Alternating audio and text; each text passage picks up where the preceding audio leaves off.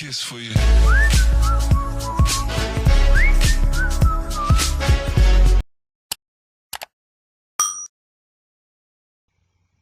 Assalamualaikum warahmatullahi wabarakatuh.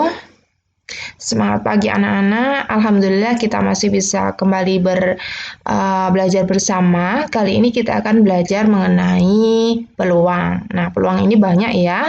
Nanti subbabnya. Nah, kali ini kita akan belajar mengenai aturan pengisian tempat dan notasi faktorial. Ilustrasi yang bisa kita gunakan dalam menggambarkan aturan pengisian tempat seperti ini.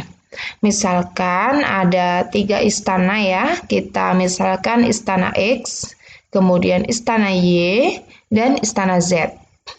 Dari istana X ke istana Y, ini misalkan ada 3 jalan yang bisa kita tempuh. Kita kasih nama jalan 1, jalan 2, dan jalan 3.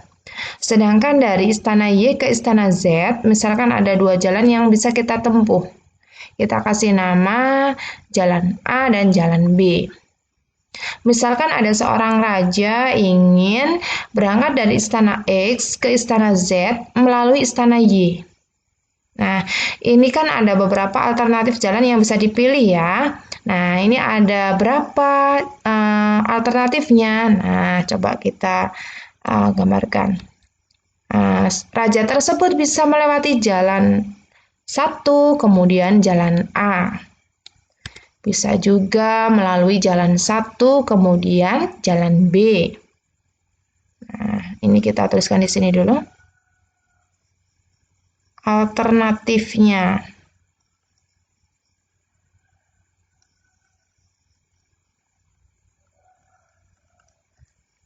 Bisa yang pertama jalan 1 kemudian A, kemudian bisa juga jalan 1 kemudian B. Berikutnya bisa juga jalan 2A. Kita tuliskan 2A. Bisa juga jalan 2 kemudian B.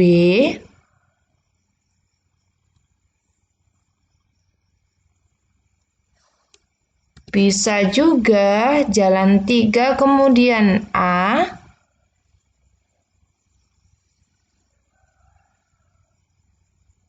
Dan yang terakhir bisa juga jalan 3 kemudian B. Sini. Nah, sudah kita tuliskan ya semua alternatif jalan yang bisa ditempuh. Coba ini kita hitung ada berapa? Iya, ada 6. Iya, 6 jalan yang bisa ditempuh. Ini semuanya ada 6.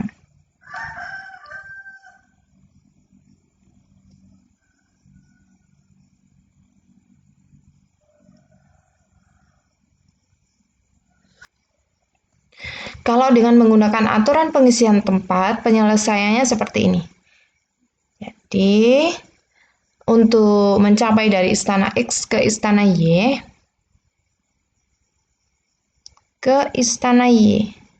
ini kan ada 3 jalan yang bisa ditempuh ya. Nah, ini berarti ada 3 alternatif. Kemudian, untuk mencapai dari istana Y ke istana Z,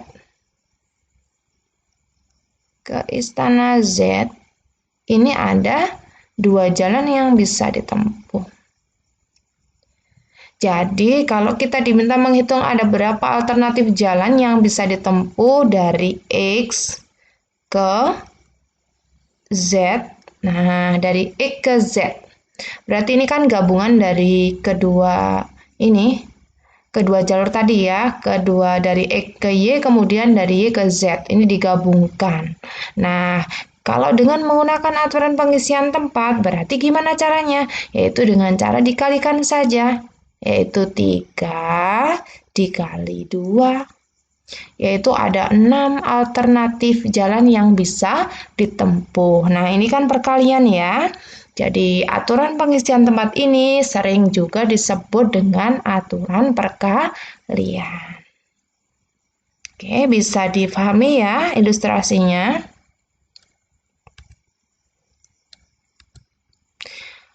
Nah, kalau secara matematis, konsep dari aturan pengisian tempat seperti ini.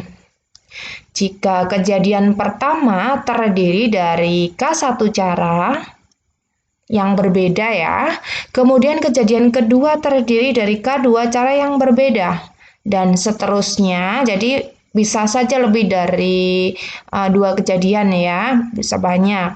Sampai kejadian ke N. Nah, ke N ini berapa tergantung permasalahannya. Banyak cara berbeda yang dapat terjadi dari seluruh kejadian tersebut adalah K1 dikali K2 dikali titik-titik-titik dan seterusnya sampai dikali Kn. Contohnya kalau dalam soal seperti ini saya ambil dari soal ujian nasional ya. Misalkan dari angka 1, 2, 3, 4, 5, dan 6. Nah, ini ada 6 angka yang tersedia akan dibentuk bilangan ratusan. Nah, ini digarisbawahi ratusan genap. Ratusannya harus genap. Maka banyaknya bilangan ratusan yang dapat disusun jika angka tidak boleh berulang. Tidak boleh berulang itu maksudnya gimana? Tidak boleh kita menyusun angka 222. Ini kan berulang toh angka 2-nya. Nah, ini tidak boleh. Terus gimana cara menentukan penyelesaiannya? Nah, ini kita bisa menggunakan aturan pengisian tempat. Yang kita garis bawahi ini yang kita jadikan pedoman ya. Ini ada kata-kata ratusan, bilangan ratusan. Coba kita identifikasi bilangan ratusan itu terdiri dari berapa angka ya?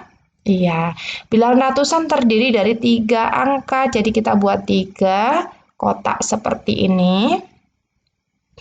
Untuk yang depan itu sebagai ratusan, yang tengah kan sebagai puluhan ya, dan yang paling belakang sebagai satuan. Nah, ini bilangan ratusan.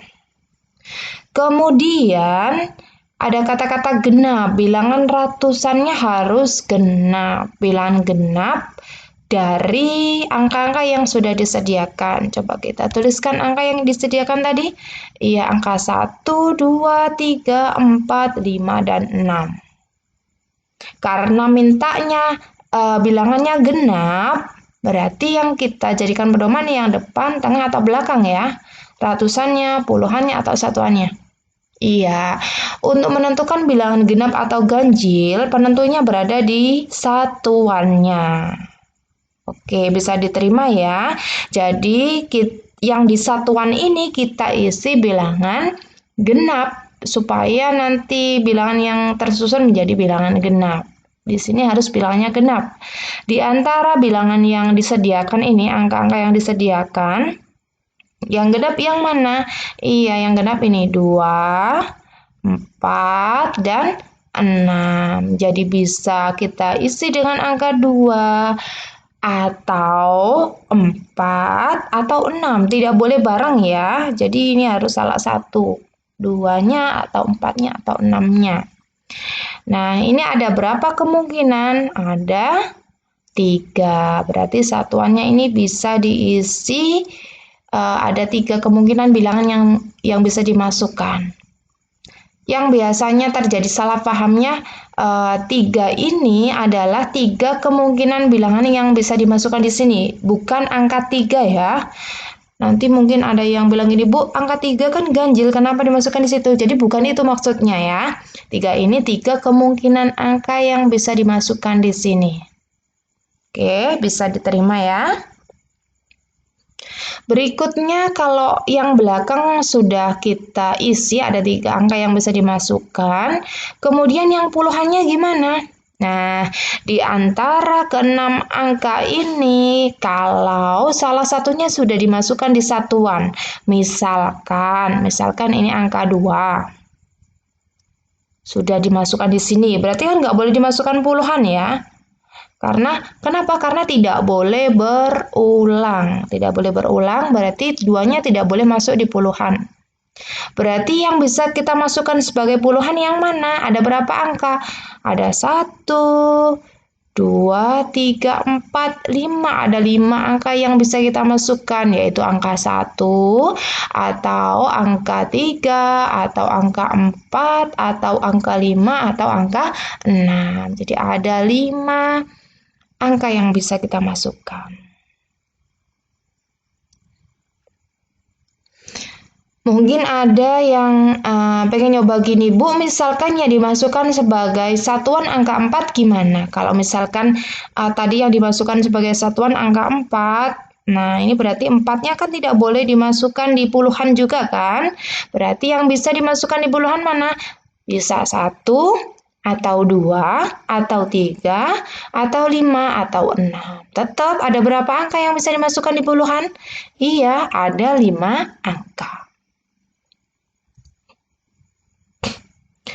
Atau mungkin ada juga yang pengen memasukkan sebagai satuannya angka 6. Nah, ini berarti 6-nya tidak boleh dimasukkan sebagai puluhan ya, dicoret ya.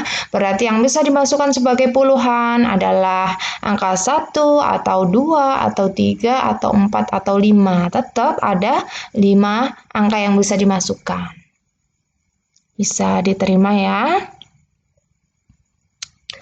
Untuk ratusannya gimana? Ratusan, jadi kita ambil setelah diambil satuan dan puluhan ya. Kenapa? Karena tidak boleh berulang. Misalkan tadi satuannya kita isi angka 6, kemudian puluhannya misalkan kita ambil angka 5, misalkan seperti itu. Berarti yang bisa dimasukkan di ratusan angka berapa saja, yaitu bisa 1, bisa 2, bisa 3, bisa 4. Ada berapa kemungkinan? Ada 4 kemungkinan angka yang bisa dimasukkan sebagai ratusan. Bisa difahami ya, kenapa 5 tidak boleh, kenapa 6 tidak boleh, karena 5 sama 6 ini sudah dimasukkan di puluhan dan satuan. Contoh lain, misalkan yang kita masukkan sebagai satuan angka 2. Nah, berarti 2 tidak boleh dimasukkan di puluhan ya. Kemudian yang dimasukkan di puluhan angka misalkan 3. Nah, berarti 2 dan 3 sudah tidak bisa dimasukkan di ratusan. Berarti yang bisa dimasukkan di ratusan angka berapa? Bisa angka 1, bisa 4, atau bisa 5, atau bisa 6. Jadi ada berapa kemungkinan angka yang bisa kita masukkan sebagai ratusan? Iya, ada 4. Tetap 4. 1, 2, 3, 4. Kalau sudah seperti ini, dengan menggunakan aturan pengisian tempat, ini kita kalikan. Berarti 4 dikali 5. Dikali 5, hasilnya 20 ya. 20 kemudian dikali 3. 20 dikali 3 hasilnya, iya hasilnya 60. Jadi, banyaknya bilangan ratusan genap yang dapat kita susun dengan syarat angkanya tidak boleh berulang, yaitu ada 60 bilangan yang bisa kita susun. Berarti ini jawabannya E. Bisa difahami ya? Contoh berikutnya masih tentang penyusunan bilangan. Soalnya seperti ini. Misalkan dari angka 2, 3, 4, 5, 6, dan 7 akan disusun bilangan yang terdiri dari 4 angka berbeda. Nah, ini sudah dikatakan 4 angka berbeda. Berarti kita buat 4 kotak. Berbeda artinya tidak boleh kita menyusun bilangan misalkan 4.444. Nah, 4 angkanya harus berbeda. Kalau ini kan sama berarti tidak boleh. Banyaknya bilangan yang lebih dari 4.000 adalah, nah ini yang kita garis bawahi ada ini 4 angka, angkanya harus berbeda dan harus lebih dari 4.000. Langkah pertama kita buat kotak dulu ya.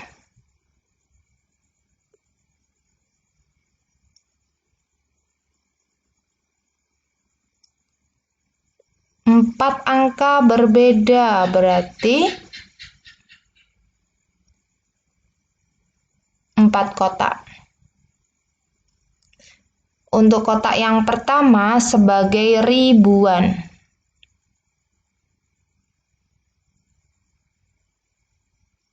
Kotak kedua sebagai ratusan. Kotak ketiga sebagai puluhan. Dan yang terakhir sebagai satuan.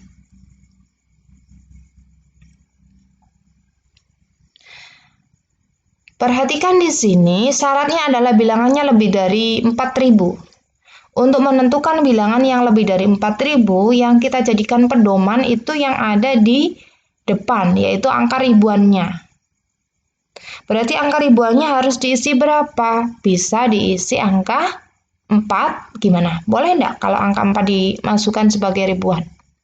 Boleh ya, karena kalau 4 dimasukkan di sini, jelas nanti lebih dari 4.000.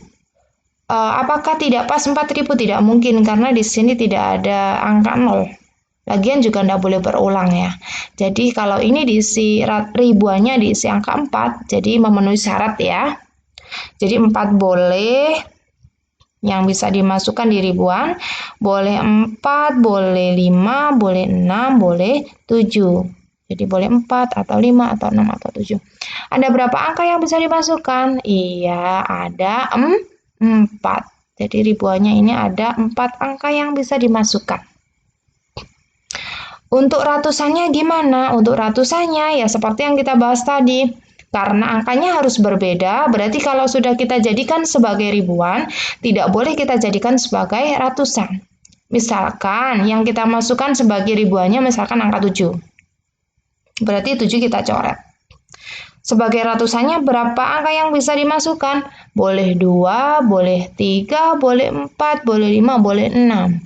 Ada berapa angka yang bisa dimasukkan? Ada 1, 2, 3, 4, 5. 5 ya. Jadi ada 5 angka yang boleh dimasukkan sebagai ratusan.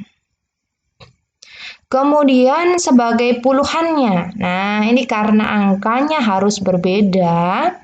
Misalkan 7-nya ini kita masukkan sebagai ribuan. Misalkan untuk ratusannya kita pilih acak, misalkan angkanya 3.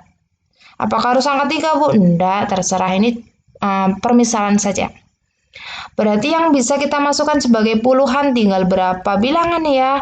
Ya bisa angka 2, bisa 4, bisa 5, bisa 6. Berarti ada berapa angka yang bisa kita masukkan sebagai puluhannya? Ada 4, yaitu 2, 4, 5, 6. Ada 4. Nah, ini yang terakhir satuan. Ribuannya sudah kita isi, kita misalkan tadi 7, ratusannya sudah kita isi, misalkan tadi kita isi angka 3, sedangkan puluhannya misalkan kita isi dengan angka 2, misalkan gini. Harus kita coret karena ada syarat berbeda, tidak boleh diulang-ulang. Berarti yang bisa kita masukkan sebagai satuan yang mana? Yaitu bisa 4, bisa 5, bisa 6. Berarti ada 3 angka yang bisa kita masukkan. Nah, seperti ini.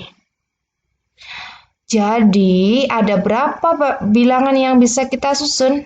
Ya, tinggal kita pakai aturan pengisian tempat, yaitu 4 dikali 5, yaitu 20 ya. 20 kemudian dikali 4, yaitu 80. 80 dikali 3, yaitu berapa? 240. 240 bilangan yang bisa kita susun. Jadi jawabannya adalah iya, C. Gimana, mudah ya? Mudah sekali. Berikutnya kita bahas mengenai notasi faktorial. Jadi notasi faktorial seperti ini. Misalkan N adalah bilangan asli. Ingat ya, bilangan asli, bilangan yang dimulai dari 1, 2, 3, dan seterusnya. Bentuk N, ada tanda seru seperti ini, maksudnya N faktorial. Dinamakan N faktorial yang didefinisikan sebagai berikut. Nah, N faktorial itu artinya N dikali N dikurangi 1, dikali N dikurangi 2, dikali titik-titik-titik dan seterusnya, kemudian sampai dikali 3, dikali 2, dikali 1. Jadi dikalikan menurun sampai terakhir angka 1. Contohnya seperti ini. Misalkan ada 1 faktorial. Nah, 1 faktorial itu artinya ya 1. Kan terakhirnya angka 1. Berarti ini sudah mentok ya. Kalau 2 faktorial gimana? Kalau 2 faktorial berarti artinya 2 dikali 1. 2 dikali 1 berapa? 2. Begitu, mudah sekali. Sedangkan 3 faktorial. 3 faktorial ya dikalikan menurun mulai dari 3 sampai 1. Berarti 3 dikali 2 dikali 1. 3 dikali 2, 6. 6 kali 1, 6. Mudah ya.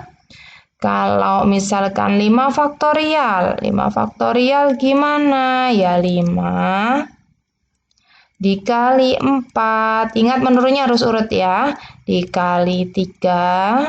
Dikali 2, kemudian dikali 1. Sama dengan berapa? 5 dikali 4, hasilnya 20. 20 dikali 3, hasilnya 60. 60 dikali 2, hasilnya 120. 120 dikali 1, hasilnya 120. Nah, kalau pembagian gimana? Misalkan gini. Nah, ini yang biasanya dipakai untuk menyelesaikan soal. Misalkan ada pertanyaan gini, 7 faktorial dibagi 2 faktorial, ini dikali 5 faktorial. Nah, seperti ini. Ini menyelesaikannya gimana? Ya, kita uraikan saja. Ini cara panjang dulu, berarti 7 faktorial, artinya 7 kalinya saya tulis titik aja ya, kali 6, kali 5, kali 4, dikali 3, dikali 2, dikali 1. Seperti ini. Dibagi 2 faktorial dikali 5 faktorial, berarti ini dibagi 2 faktorial artinya 2 dikali 1. Kemudian 5 faktorial artinya 5 dikali 4 dikali 3 dikali 2 kemudian dikali 1. Nah, dari pembagian ini kita bisa coret angka-angka yang sama ya. Ini 1 sama, 2 juga sama, 3 sama, 4 sama, 5 sama. Gini ya. Jadi tinggal ini 6 dibagi 2, hasilnya kan 3 ya. Jadi tinggal kita hitung 7 dikali 3, 21 dibagi 1, hasilnya 21. Jadi hasil pembagiannya ketemunya 21. Pengerjaannya bisa juga seperti ini. Jadi misalkan 7 faktorial dibagi 2 faktorial dikali 5 faktorial. Secara praktisnya boleh kita uraikan menjadi gini. 7 faktorial kita tulis menjadi 7 dikali 6 dikali 5 faktorial. Kenapa seperti ini?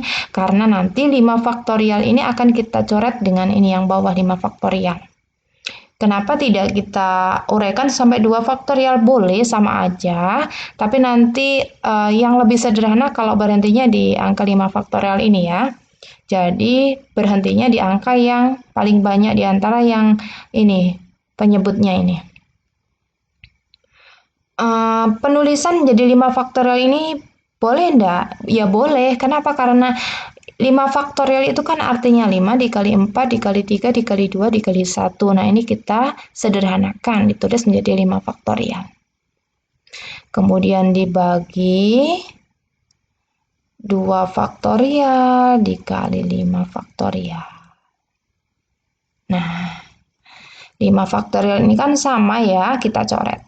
Yang perlu digarisbawahi di sini, kalau mencoret faktorial harus dengan faktorial. Kalau 5 faktorial dicoret dengan 5 saja, itu tidak boleh ya. Jadi harus sama-sama faktorial. Terus kalau sudah dicoret gimana? Tinggal duanya ini kita uraikan. Jadi 7 dikali 6, tinggal dibagi 2 dikali 1. 6-nya dibagi 2 hasilnya 3. 7 dikali 3 kan 21 bagi 1, 21. Seperti ini. Bisa difahami ya, mudah sekali. Nah, berikutnya ada konsep juga mengenai 0 faktorial. Ya, jadi di sini kalau kalian menjumpai 0 faktorial itu artinya 1. Mungkin ada yang tanya kenapa hasilnya 1. Nah, ini kita bahas. Di definisi dari faktorial, notasi faktorial tadi kan gini, misalkan ada n faktorial, itu kan artinya n dikali n dikurangi 1, dikali n dikurangi 2, dikali dan seterusnya sampai dikali 3, dikali 2, dikali 1. Ini kalinya saya tulis titik aja. Artinya kalau seperti ini berarti kalau saya punya n dikurangi 1 faktorial, itu kan artinya juga n dikurangi 1 dikali n dikurangi 2 dikali n dikurangi 3 dan seterusnya sampai dikali 3 dikali 2 dikali 1. Perhatikan di sini, ini n dikurangi 1, n dikurangi 2, dan seterusnya sampai 3 kali 2 kali 1. Ini kan sama ya. Ini loh. Saya garis bawah ya. Ini dengan ini kan sama. Jadi ini kan boleh diganti dengan n dikurangi 1 faktorial. Nah, dari sini kita boleh menuliskan menjadi n faktorial itu sama dengan n dikali n dikurangi 1 faktorial. Boleh ya ini diganti dengan n dikurangi 1 faktorial. Perkalian itu kan bisa kita rubah menjadi pembagian ya. Ini artinya apa? Artinya n dikurangi 1 faktorial itu kan sama dengan n faktorial dibagi n. Ingat, perkalian jadi pembagian, berarti ini sama dengan n faktorial dibagi n. Bisa difahami? Nah, dari sini jika n-nya kita ganti dengan angka 1, maka kita peroleh 1, n-nya diganti 1 berarti 1 dikurangi 1 faktorial itu sama dengan 1 faktorial dibagi 1. 1 dikurangi 1 kan 0 ya, jadi 0 faktorial sama dengan 1 faktorial tadi kan 1. 1 dibagi 1 hasilnya kan 1. Jadi 0 faktorial itu nilainya sama dengan 1. Seperti ini. Jadi tinggal diingat-ingat saja bahwa 0 faktorial itu 1. Gimana, bisa difahami ya? Oke, saya rasa cukup penjelasan mengenai materi aturan pengisian tempat dan notasi faktorial. Terima kasih atas perhatiannya. Semoga bermanfaat. Wassalamualaikum warahmatullahi wabarakatuh.